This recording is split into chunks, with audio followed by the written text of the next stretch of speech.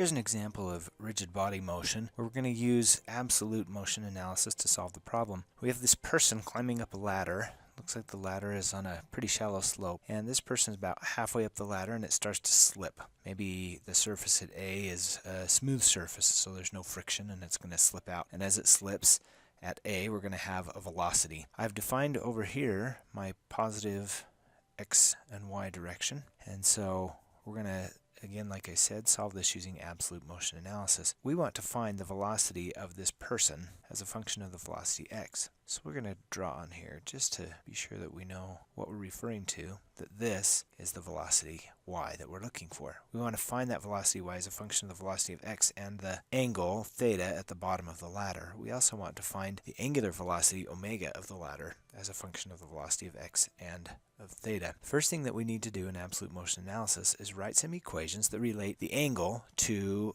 a length, an angle that's changing to a length that's changing. Well, we can look at what's happening in the x direction here, and if this is my origin at this point, then my x direction is negative. So my x position is a negative 5 cosine theta, because we're really looking at this triangle right here, and the length associated with that is 5 feet for the hypotenuse. So we've got a negative 5 cosine theta, and I said the origin was here, but it really should be at this point right below the person. So negative 5 cosine theta is equal to x, and we have 5 sine theta is equal to y. The next step in absolute motion analysis is to take the derivative of these functions with respect to time. The derivative of the sine is the cosine, the derivative of the cosine is the negative sine. So if I take the derivative of minus 5 cosine of theta, I'm going to get a positive 5 times the sine of theta, but again, this is derivative with respect to time, so I have to take the derivative of theta with respect to time, which I don't know. So I'll just write it as d theta dt is equal to the derivative of x with respect to time, which is also dx dt. Knowing that d theta dt is our angular velocity and dx dt is our velocity in the x direction, then I get 5 times omega sine of theta is equal to the velocity in the x direction. I can now take this a little bit further. We're trying to find what the angular velocity is as a function of the velocity of x and theta. So if I solve for my angular velocity, omega is equal to velocity of x divided by 5 times the sine of theta.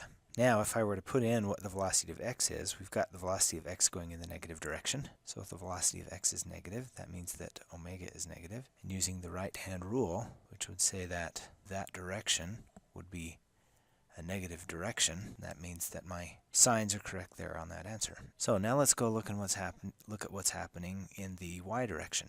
So again, we take the derivative of this function, which is going to give me derivative of the sine is the cosine theta, d theta dt is equal to dy dt, which means 5 times omega cosine theta is equal to velocity in the y direction. But we know what omega is from this right here. We're going to plug that in right there, and we'll get 5 times the velocity of x over 5 sine theta times cosine theta is equal to the velocity in the y direction.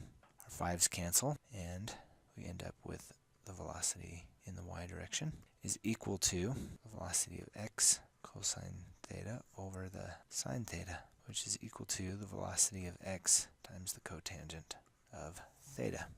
That gives us an answer for omega and an answer for our velocity in the y direction.